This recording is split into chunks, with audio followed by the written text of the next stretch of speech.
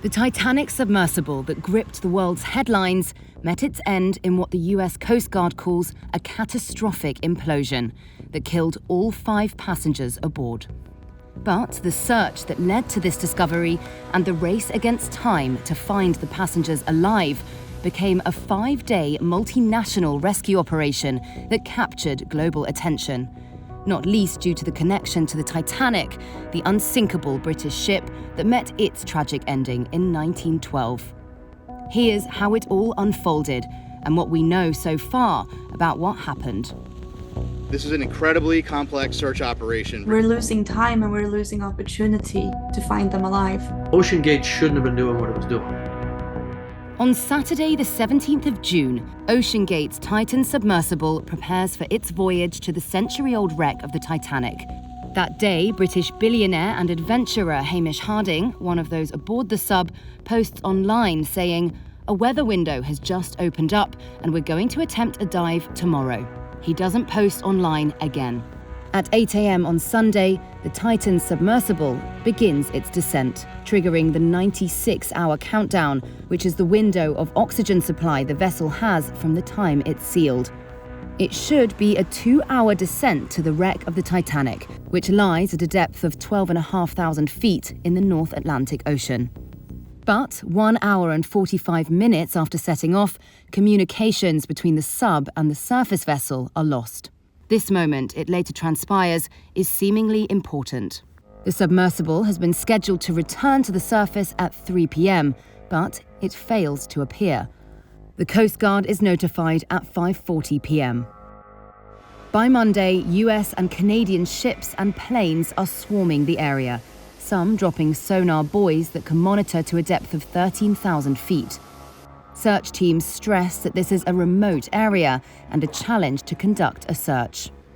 Officials also ask commercial vessels for help. On Tuesday, noises, reported to be banging sounds, are detected over several hours by a Canadian aircraft, which is equipped with gear to trace submarines.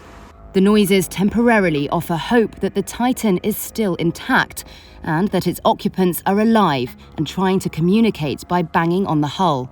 Officials later say analysis of the sound is inconclusive. At this point, Hamish Harding's friend says hopes are not high. As it stands right now, it would be a miracle if they are recovered alive.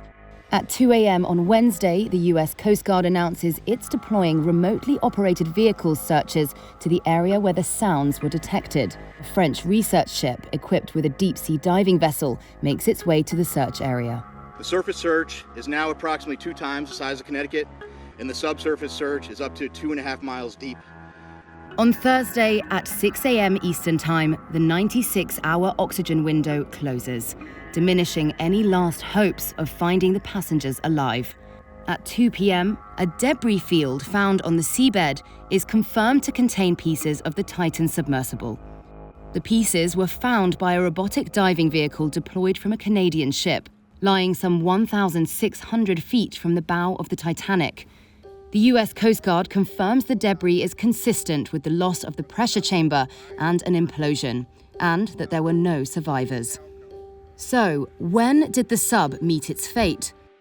During the search operation, sonar buoys in the water didn't detect any loud or violent noise that would have been generated by an implosion. That suggests it happened before the search began. The position of the debris field near the Titanic seems to suggest the failure occurred near the end of its descent, all the way back on Sunday around 9:45 a.m, when contact with the sub was lost.